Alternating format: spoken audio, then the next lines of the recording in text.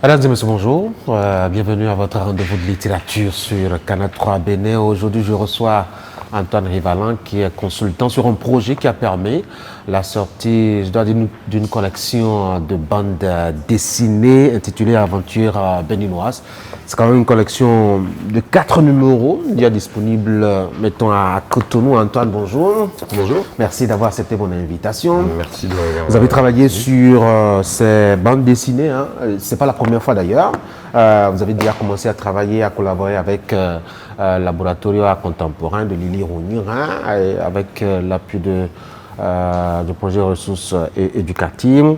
Pourquoi aujourd'hui vous pensez que la bande dessinée, d'ailleurs vous êtes dans le domaine, la bande dessinée est un outil intéressant, alors même que les jeunes aujourd'hui s'intéressent très peu, je dois dire, à la lecture, ils préfèrent la télévision et surtout les smartphones et les téléphones portables.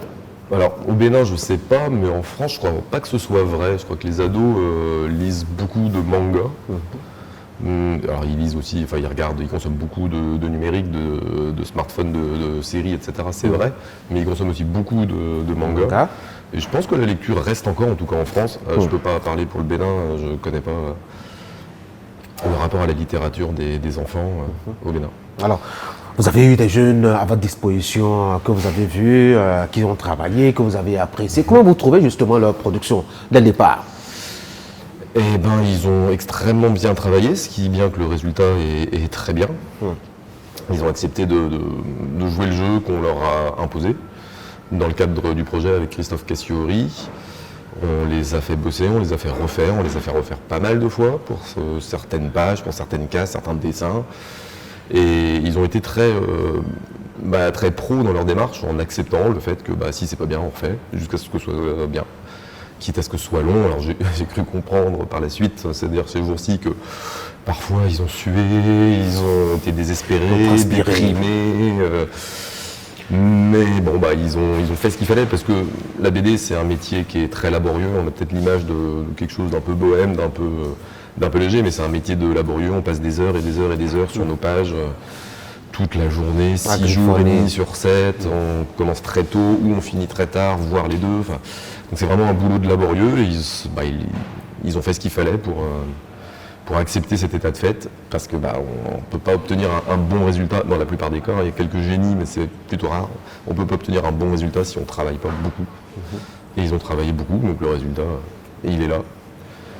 Comment vous trouvez la plume fondamentalement? Est-ce qu'il y a une originalité? Est-ce qu'ils ont des propensions, des tendances qui soient parfois singulières et différentes de ce que l'on voit habituellement sur le marché, puisque nous sommes colonisés par, mettons, le style franco-belge? Ils ont... C'est pas évident comme question. On retrouve une envie de parler de la culture béninoise. Ça, c'est plutôt intéressant. Alors, ça fait partie du projet, c'était un peu le but, évidemment. Il n'était pas question de faire une histoire qui se passe à New York avec des cow-boys. Absolument. Mais on sent qu'il y a toute une culture, tout un passé, toute une histoire qui les intéresse et qu'ils ont eu envie de raconter dans des histoires plus ou moins courtes. Qui ont peut-être fait de cet album qui est plus social, qui est plus donc qui est pas sur le patrimoine. Voilà, c'est une histoire très contemporaine avec des thématiques très contemporaines, ce qui est très bien aussi. Ce qui est peut-être moins fréquent, je le vois moins en tout cas, parce que je n'ai pas la prétention de tout connaître de la BD béninoise, loin de là. Mais c'est peut-être des thématiques que je vois un peu moins souvent, de parler de la vie quotidienne et des difficultés d'une jeune femme qui peut se faire harceler, qui peut se... voilà, c'est des choses plus réalistes et plus propres à notre époque. Pour le reste, on est pas mal sur la mythologie, sur la culture, sur le passé, sur tout ça. Et puis ça montre la formidable richesse de la culture béninoise.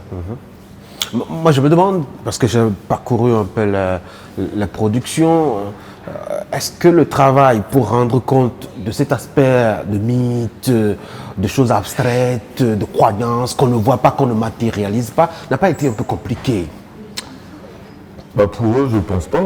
Il suffit de regarder en particulier, alors c'est peut-être l'album qui en parle le plus, Les Maraudeurs. On voit comment ils représentent le fantastique, les effets de magie, avec des effets de lumière, de dessin, enfin de couleur en tout cas dans sa façon de dessiner, plus par la couleur que par le trait, qui fonctionne extrêmement bien. On voit les esprits apparaître. Ce qui est assez singulier. Oui, en effet. Non, visiblement, ils n'ont pas eu de difficulté à représenter ça, non. Que pensez-vous de leur histoire, des histoires qui sont racontées à l'intérieur? C'est vrai qu'ici, on a quelque chose de quotidien qui ressemble un peu, je dois dire, à des histoires qu'on peut rencontrer un peu partout. Une femme qui rencontre des difficultés au quotidien, qui doit se prostituer, qui doit faire ceci et cela. Qui refuse de le faire. Oui, qui refuse de le faire. Justement. Ça peut se rencontrer un peu partout sur la planète. C'est assez singulier, ça. Mais par contre, deux jeunes enfants qui doivent affronter des sorciers, etc., ça, il faut le faire. De toute évidence, ouais. Je pense qu'il est nourri par tout cet imaginaire-là. C'est des choses qu'on peut retrouver aussi dans d'autres cultures de la BD, j'imagine, aussi autant au Japon qu'aux États-Unis ou qu'en Europe. Des enfants, des BD pour enfants où des enfants vont surmonter des aventures incroyables et impossibles en réalité. Bon, c'est quand même un grand classique de la bande dessinée, quel que soit le continent d'où elle vient. Et on a eu droit aussi à du manga. Le premier, Manben. Et pour satisfaire peut-être le public de jeunes curieux absorbés par les mangas, peut-être. Alors, je pense pas que ce soit l'objectif. Il s'avère que ça va certainement être le cas, mais l'objectif, si ce manga existe, c'est parce que Coucou Axel, l'auteur, c'est un passionné de manga, c'est un lecteur de manga et un dessinateur de manga. Il l'a pas fait pour séduire un public, il l'a fait parce que c'est son essence d'artiste de faire du manga. Est-ce que ça a été originalisé? Parce que faut pas faire de copier-coller non plus. Mais tout à fait. Il dessine pas comme un mangaka japonais ou comme un mangaka coréen, par exemple. Il a sa spécificité, il utilise les codes de narration, de composition, et encore, il n'en abuse pas non plus, parce que tout ce qui peut être case de travers, trait de vitesse, ou des choses comme ça, il est très, très parcimonieux sur ce genre d'effet. Et puis, ces personnages n'ont pas les grands yeux qu'on peut voir dans le manga. Alors, il y a de tout, pareil dans le manga, mais bon, c'est un style un peu... si on doit le résumer et le simplifier, les grands yeux, les mentons pointus, les tout petits nez, etc. Il n'a pas cette manière de codifier, il dessine des béninois dans un mode de représentation, de narration en tout cas, propre au manga. Quelle est l'œuvre qui vous aura séduit le plus? Je ne peux absolument pas répondre à ça, parce que sinon tous les autres vont me détester. Ah non, pas du tout. Il y a quand même forcément des histoires qui sont originales, des styles qui sont singuliers. Ouais, mais en vérité, et c'est pas pour faire de la langue de bois, mais en vérité, moi, ce qui m'a passionné dans cette aventure, c'est de les voir progresser, les voir partir d'un point A et d'arriver à ce résultat. Et ils ont tous fait des progrès colossaux. Ils ont tous proposé, au final, des choses que j'imaginais pas au départ. Largement au-dessus de ce que je pouvais imaginer au départ. Donc je ne peux pas en choisir un plus qu'un autre. Ça a été un plaisir avec tout le monde, à tous les moments, vraiment. Quel est le regard que vous jetez sur la bande dessinée béninoise avant ce travail, ou sinon au-delà de ce travail que vous aviez fait? Est-ce que vous connaissiez vraiment la bande dessinée béninoise auparavant? Je la connais un petit peu parce que c'est la 4e fois que je viens, donc j'ai eu l'occasion déjà de la découvrir. Je ne peux pas prétendre la connaître sur le bout des doigts. Ce que je constate aujourd'hui, c'est qu'elle est très dynamique. En fait, il y a pas mal de volonté et d'initiatives, ou de structures, de maisons d'édition, d'associations, ou d'auteurs et d'autrices qui font de la BD, et j'en ai encore découvert pas plus tard qu'hier, hier matin, à la vente des bouquins dont j'avais pas entendu parler. Je savais même pas que cet éditeur-là, c'est un éditeur tout récent qui fait de la BD depuis 1 an à peu près. Et j'ai découvert, c'est Lara Édition, j'ai découvert 9 titres dont j'avais pas connaissance. 9 titres en 1 an, c'est pas rien. Non, il y a une vraie richesse et une vraie ébullition dans le milieu de la BD béninoise en ce moment. Ça ne représente pas 500 auteurs et autrices évidemment, mais c'est déjà vachement dynamique en fait. Et il faut déjà garder espoir par rapport à ça, parce qu'on sait que lire la BD c'est très coûteux, parce que produire déjà de la BD c'est trop coûteux. Forcément c'est une difficulté. C'est vrai que ces albums-là, fabriqués de cette manière-là, avec des couvertures cartonnées, en grand format, en couleur et tout, ça coûte un certain prix. C'est sûr que c'est pas accessible à toute la population. Ce qui est d'autant plus étonnant que aux États-Unis, en Europe et au Japon, où la BD est très développée, ça a toujours commencé par des productions bon marché, voire très bon marché, des reproductions assez médiocres, sur des papiers de mauvaise qualité, petits formats souples, etc.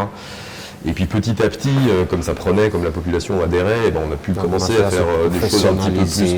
C'est pas forcément professionnalisé, mais à devenir un peu plus luxueux en tout cas. Faire des objets un peu plus qualitatifs, à ajouter de la couleur, à choisir des papiers un peu meilleurs. Et puis aujourd'hui en Europe, on se retrouve avec des couvertures où il y a des vernis sélectifs, des inscriptions en doré, des trucs en encre phosphorescente. Enfin, bon, on s'amuse beaucoup, on fait beaucoup de trucs, mais ça devient des objets qui sont extrêmement chers, qui sont magnifiques, mais qui sont très chers et qui ne sont pas du tout accessibles au grand public. C'est pas à moi de déterminer quel est le modèle économique qui est possible au Bénin. Moi, j'ai tendance à penser que essayer de faire des productions peu chères, des formats un peu plus petits, plus souples et donc accessibles pour donner l'envie, pour susciter le désir chez le lecteur de se mettre à lire vraiment de la BD. Ça me paraît, de mon point de vue, peut-être la solution, mais je ne suis pas un économiste de la bande dessinée béninoise, donc si ça se trouve, je me trompe complètement. En tout cas, chacun va de son idée. C'était parce qu'il faut déjà implanter une industrie, en essayant déjà de doter, je dois dire, les acteurs de la capacité technique à pouvoir produire de la BD, parce que là maintenant, quand quelqu'un a une idée, quand il finit de produire, il faut, pour la multiplication, sortir carrément du Bénin. Je crois, ouais, c'est vrai que, à ma connaissance, il existe peu de structures, même en Afrique, qui permettent de le faire, mais je crois qu'au Sénégal, il y a une imprimerie qui permet de fabriquer des albums de très bonne qualité. Là, il y a un des auteurs invités, Sedina Issasso, qui a un de ses livres qui est fabriqué comme ça au Sénégal. Bon, voilà, c'est impeccable et c'est très bien qu'il y ait des imprimeurs en Afrique qui puissent le faire sans devoir forcément imprimer ou en Chine, en Inde ou en Europe de l'Est. Ce qui ajoute des coûts de transport évidemment. Ça devient trop cher. Hein. Bah oui, c'est presque le double, enfin ça double presque le prix, pas tout à fait, mais pas loin. Donc c'est vrai que ça fait au final des prix de vente quand il n'y a pas d'aide et de subventions, c'est certainement très compliqué pour la population. Est-ce que l'option numérique peut être une solution ? Parce qu'aujourd'hui, c'est encore à l'étape embryonnaire, sinon carrément inexistant, où on est encore attaché, en tout cas, à du papier, à du concret, à du touchable. Ça dépend ce que vous entendez par numérique. On a eu une conférence ce matin sur le webtoon. Il est possible que le webtoon soit une solution. C'est pareil, je ne suis pas très spécialiste de ça. Mais c'est vrai que c'est un mode de diffusion qui est beaucoup plus facilitant par rapport au papier. Voilà, tout le monde a un smartphone et tout le monde, s'il le veut, peut aller lire du webtoon. C'est pas toujours gratuit, hein. Mais ça coûte moins cher que de fabriquer, il n'y a pas de transport, il n'y a pas tous ces écueils, donc ça peut être une solution en effet. Après ce qu'on appelle la BD numérique, c'est-à-dire la version numérique de l'album qu'on peut acheter parfois chez des éditeurs pour lire sur des tablettes, ça je crois que dans peu de pays du monde, voire aucun, ça n'a vraiment pris.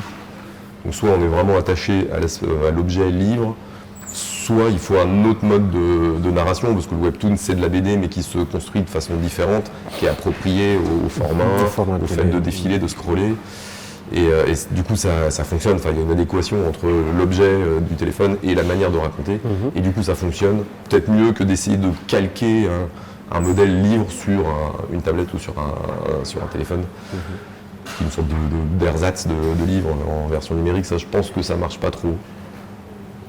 Ça, c'est votre appréciation. C'est mon appréciation, ouais. Encore une fois, je ne suis pas un spécialiste. Alors, et quel sera l'avenir, je dois dire, de ces jeunes pousses qu'on a mises en terre là, sous votre regard bienveillant et qu'est-ce que va devenir le projet justement aux ressources éducatives ? Alors, le projet ressources éducatives s'arrête en juin. Donc, il n'y aura pas a priori, il n'y aura pas de soutien, il n'y aura pas de continuité dans le soutien par ce biais-là. Je ne sais pas comment ils vont pouvoir continuer, je leur souhaite en tout cas d'y parvenir.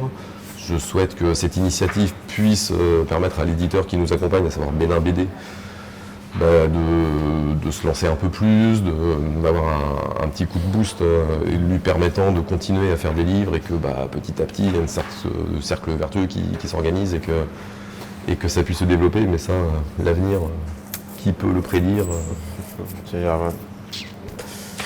Un mot au sujet de ces auteurs, en guise de conclusion, et au public consommateur de bande dessinée. Je leur conseillerais de les lire, en fait, de les découvrir.